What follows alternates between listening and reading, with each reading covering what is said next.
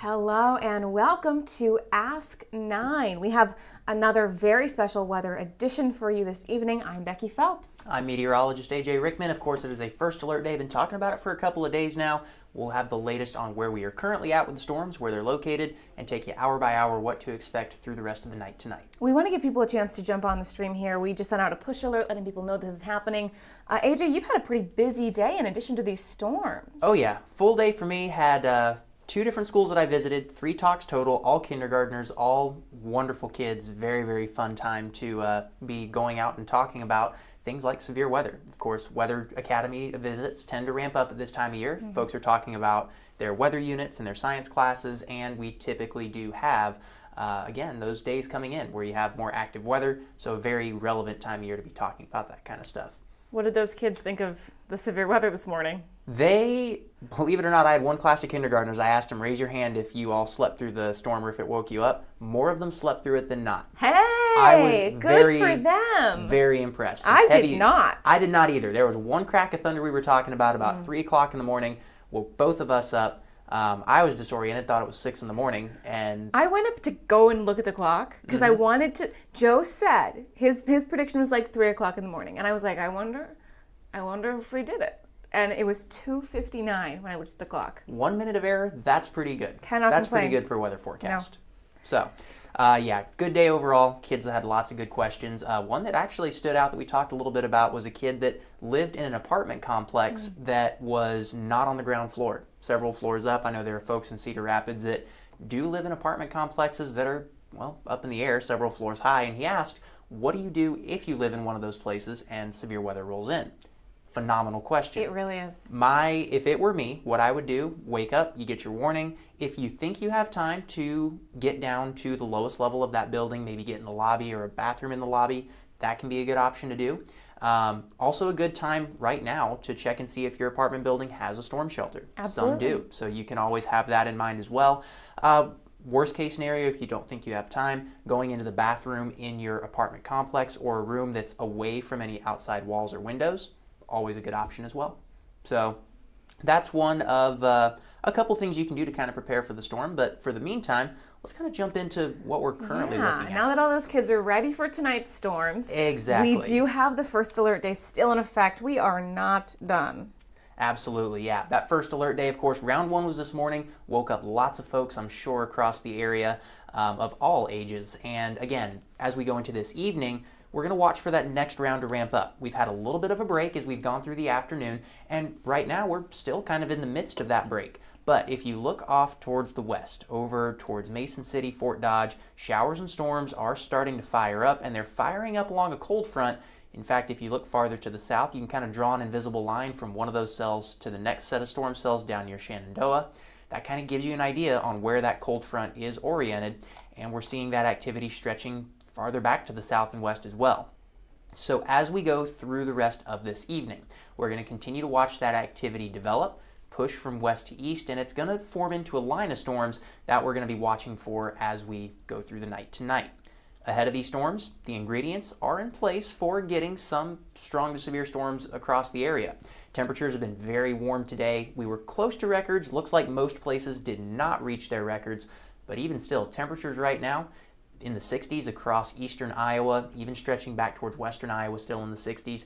You can see Sioux City and Spencer a little colder. They are on the backside of that cold front. In fact, Spencer under a winter weather advisory right now. They'll be looking at a chance. Yeah, they'll be looking at a chance for some freezing rain as we get into the night tonight. That is a very different vibe than we've got going over here. And that's kind of the interesting thing about these systems, just how different the weather can be from one side of the storm system to the other as you go through, well, this time of year with the spring. You can get tornado watches and winter weather advisories that are just a few counties apart from each other, exactly what we have this evening. So that heat kind of playing a factor in what we're looking at here in eastern Iowa. Absolutely. That cold air is going to come in. We're not going to be looking at any wintry weather, but with that cold air pushing into that warm air mass, it's going to create one of the things that we need for those storms to develop, and that's lift. That cold air is going to push the warm air out of the way, and by doing so, that warm air, it rises to get out of the way of that heavy, dense cold air as it moves in. There's moisture in that warm air as well. Dew points right now in the 50s across the area. When I was outside today going in between school visits, it was warm and it was a little bit muggy too. Yeah. There was just a little bit of stickiness to the air that I have not felt since last fall. It was a little exciting. You know, like it was a little nice to feel that. You were like, ooh, it kind of feels in a way like summer. Yeah. But not a great sign for this storm. Exactly. One of those where there's kind of that, like you said, kind of that two-pronged Like that thought initial, process. you walk outside and you're like, oh, it's 60 degrees and it's like kind of summery out here. Yeah. Feels great. Yeah. You step outside, you're like, yes, we're getting that much closer to spring. And then, of course, you think about the weather forecast. The warmer it is, the more humid it is, more fuel that's available for those storms to develop later. So still a little bit sticky out there this evening as those temperatures are gradually dropping off now that we don't have the sun that's quite as intense. We'll see that fuel for those storms tapering off a little bit as we go through the night tonight leading up to the arrival of those storms. Speaking of which, here's what we're looking at for timing. Okay. By the time we get to 6 p.m., showers and storms are still to the west of the area. As we get towards 7, 8 o'clock, we'll watch for that activity to continue to progress closer and closer to our far western counties. By 9 p.m., that line of storms is getting close to Waterloo, Tama, Oskaloosa. Once we get closer to 10, it's going to be moving through towards Cedar Rapids, Iowa City, and Washington, as well as stretching up towards Manchester and Fayette. It's going to be a fairly fast-moving line of storms. We're looking at speeds of anywhere from 45 to around 55 miles an hour, and then we will continue to watch that line trek off towards the east, getting towards the Mississippi River by the time we get to 11 p.m. By that point, Dubuque, Maquoketa, down towards Mount Pleasant, those will be your spots that you're watching for those storms to move through. By 11 p.m., Waterloo, you're out of the storms. Fayette are moving out of it as well. Charles City moving out of the storms. They are going to be seeing falling temperatures as that cold front comes in behind the storms, leading to a fairly chilly start to your Saturday. By midnight, we do see those showers lingering along the Mississippi River, but they will continue to push through and kind of out of the area. Potential for a few lingering sprinkles early Saturday morning in the Cedar Rapids area, but eventually that system does move out, and by the time we get to dawn on Saturday, it's going to be cloudy, but it is looking to be dry by that point. So that's the timing. In terms of threats that we're looking at, it's going to be primarily damaging winds with that line of storms as it comes through, and the potential is there for some hail with some of those stronger storms. There's an isolated tornado risk. We can't rule that out entirely, but at this point it does look more secondary to your primary threats that are going to be high wind and hail. So that's kind of what we're looking at with your threats, an isolated heavy rain threat as well. I have a question. Yes. I've heard kind of thrown around a couple times today when talking about like what we could possibly see, the factor of instability. Yes. What does instability mean? So instability is kind of the way that I like to think of instability is if you start to get a storm to develop and form, or if a cloud starts to bubble up and form, what's going to happen to it? Okay. So if it's a stable atmosphere, your cloud's going to kind of start to bubble and form a little bit, but then it just kind of stops. It sits there, maybe it doesn't grow very much, and ultimately if it's a stable atmosphere, that growth does not continue. If the atmosphere is unstable, think of it as like, take this water bottle for example. Okay.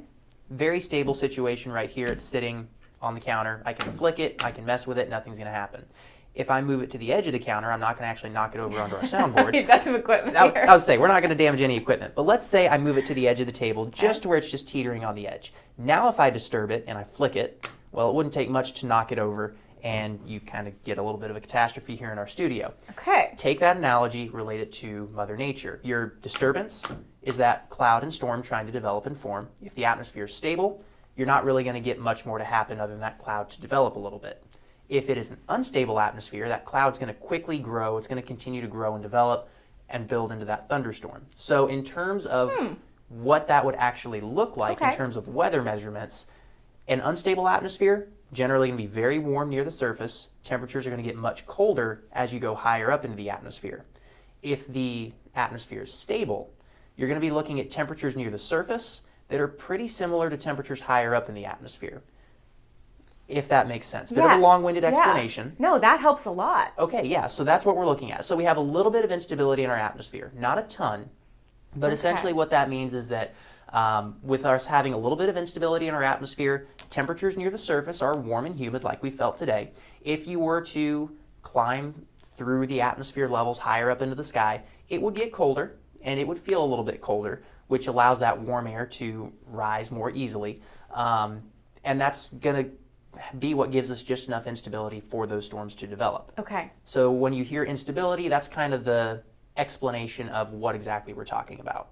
That makes sense. So like the more unstable it is, the more likely these are severe threats? Exactly. Great. Yes. Okay. The more instability you have, the greater the severe threat. So at this point, again, threat is certainly non-existent. That's why we're here talking to you right now.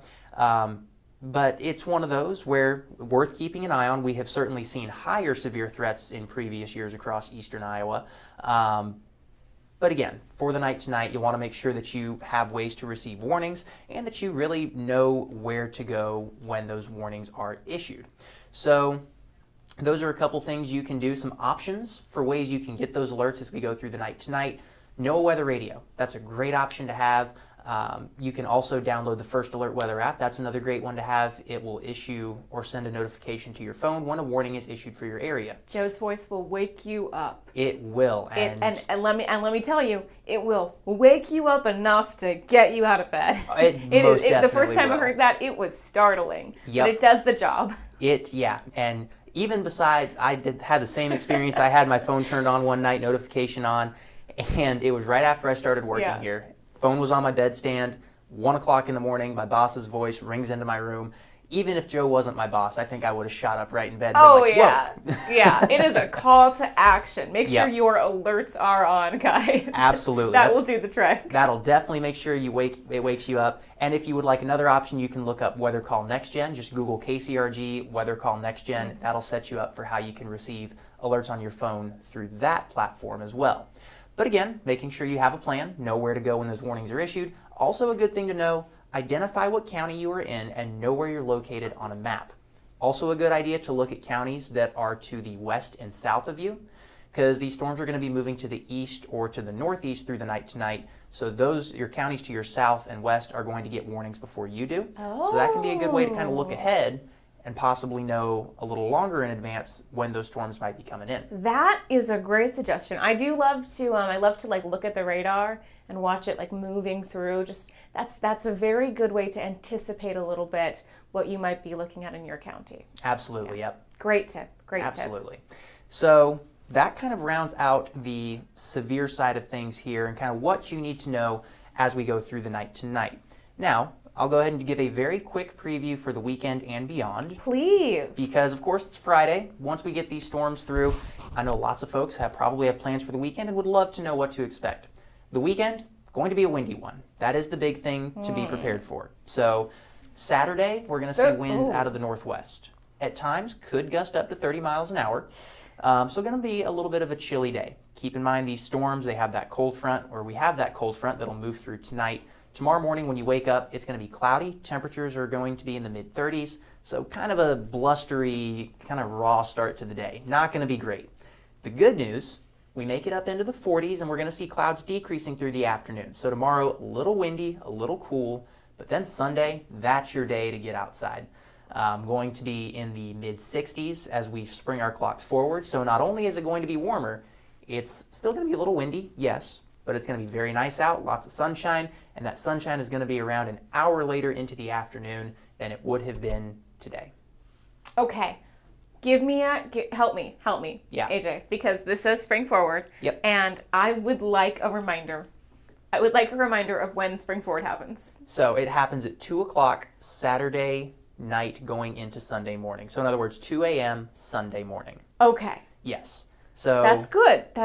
Okay, Yeah. I will figure it out on Sunday. Sunday I will change my clocks when I wake up. You can change them when you wake up on Sunday, Okay. or change them Saturday night before you go to bed. Okay, that had me afraid that Yeah. I was going to lose an hour of sleep going into the work week. But Oh, yeah. Sunday's not so bad. You can sleep in on Sunday. You can. Most folks can, and honestly, even for me, that's why I love working evenings on Sunday, because it doesn't affect me too much. Usually I'm waking up not directly to go to work, to do other things before I go to work. So kind of nice for the sleep schedule on my end as well. But for most folks who work that Monday to Friday, it is very nice to get that loss of hour on a Sunday. Oh, and what a pick-me-up that weather. That's a friendly 70 degrees. Oh, Monday is going to be fantastic. Winds are a little bit lighter, plenty of sunshine around. We're going to see temperatures again getting back into the 70s. There might even be just a little bit of humidity during the middle of the day Monday, kind of like you felt today.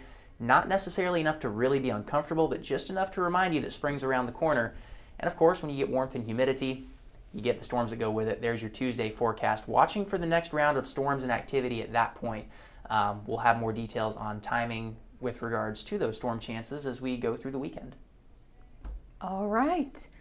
Thank you, AJ, for catching us up on what to expect this evening. Absolutely. Happy to do it. And again, make sure that you guys are staying weather aware. And of course, we'll be keeping you updated through the night with, of course, the news at 10. And if need be, with any warnings that get issued, we would be cutting in over programming as well. All right. Thank you so much for joining us here on our special weather edition of Ask 9. We hope you have a good and safe evening.